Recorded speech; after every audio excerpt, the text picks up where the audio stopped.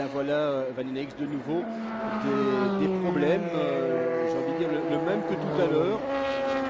De nouveau, on ralentit sur la piste, ça n'augure pas grand-chose. Bon, là, la sortie, là, la sortie qui s'est passée, voilà, très, très spectaculaire, ce qui s'est passé maintenant. Un accrochage, ouais, avec la voiture, la numéro 3, qui est passée au-dessus du... Oh là là là là, la voiture numéro 3, qui était avec Alan McNish. Ce qui vient de se passer maintenant, on se tient la tête chez Audi. Alan McNish qui est toujours dans la voiture, Anthony Beltoise aussi, avec la Ferrari qui avait connu des problèmes, l'inquiétude aussi qui se lit dans le camp Peugeot.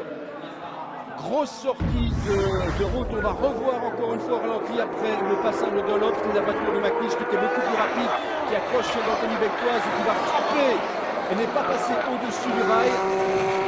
Avec les...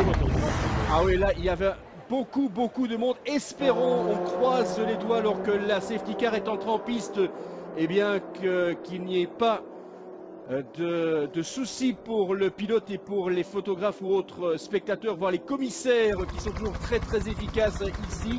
Il ne semble pas y avoir de personnes touchées, alors que l'on revoit maintenant avec la caméra embarquée dans la voiture d'Alan McNish cet accrochage. Non, c'était la voiture juste derrière. Vous voyez les débris de voitures qui s'envolent.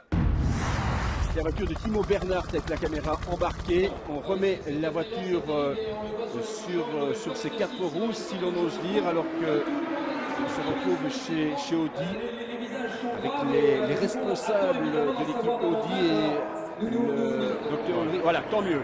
Ça, c'est une image que l'on aime voir, qui est rassurante. Alan McNish, visiblement choqué après ce choc et les applaudissements, ému visiblement parce qu'il a craint le pire également, le docteur Ulrich, dans cette violente sortie de piste, l'accrochage entre la voiture d'Anthony Beltoise et celle d'Alan McNish, qu'on nous remontre encore une fois. La voiture d'Anthony Beltoise qui avait déjà connu des problèmes lors des essais, et la violence du choc contre les deux rangées de pneumatiques et le rail, et qu'il ne se soit rien passé d'autre que, voyez le monde qu'il y a derrière là-bas. Eh bien, on peut parler d'un miracle. Oui, ouais, effectivement, Jean-Michel, on peut parler d'un miracle. Ce qui s'est passé, alors que les applaudissements du docteur Ulrich, évidemment, c'est quand il a vu sortir pratiquement indemne, quelques contusions probablement pour le pilote écossais, un pilote chevronné quand on connaît Alan McNish, quelqu'un que l'on ne présente plus tant on peut compter sur sa régularité.